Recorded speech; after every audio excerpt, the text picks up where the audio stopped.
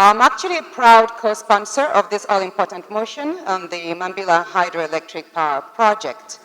And I appreciate the distinguished Senator Manu for bringing this to the fore. I'm going to support this on two plunges, on two major concerns.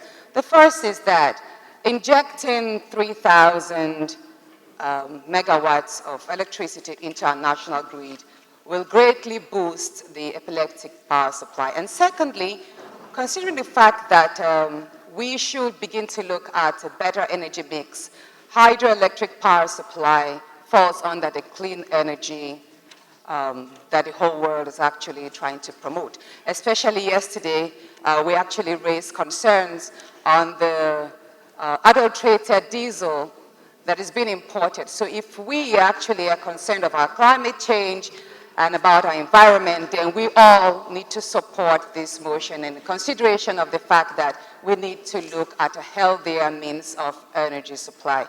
But I would also appreciate if Senator Manu incorporates his earlier prayer, which is to establish the ad hoc committee, which will look into investigating the litigations, or should I say the legalities around the contracts that had taken place since the year 1999.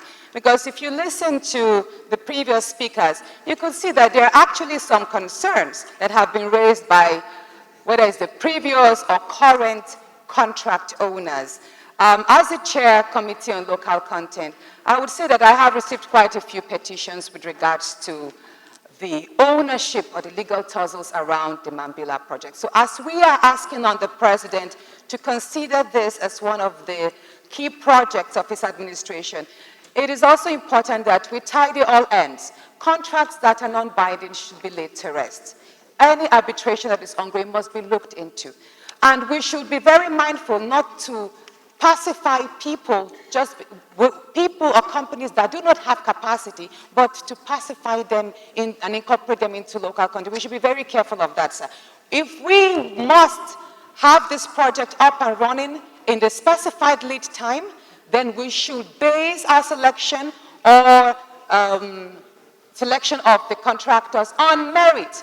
Those that have the financial capacity must be prioritized. The companies or the experts that have the technical expertise must also be prioritized. No sentimental consideration, please.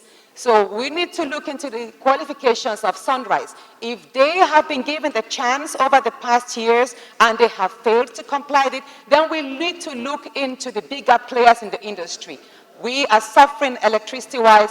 Our businesses are actually suffering. Our homes are relying on the diesel that are actually poisoning us because they are adulterated and many others. So I rest my case on the fact that while we are pushing for this project to be considered by the president as one of the key projects of his administration, we should also open up an ad hoc investigation into the legalities of all the contracts. Thank you.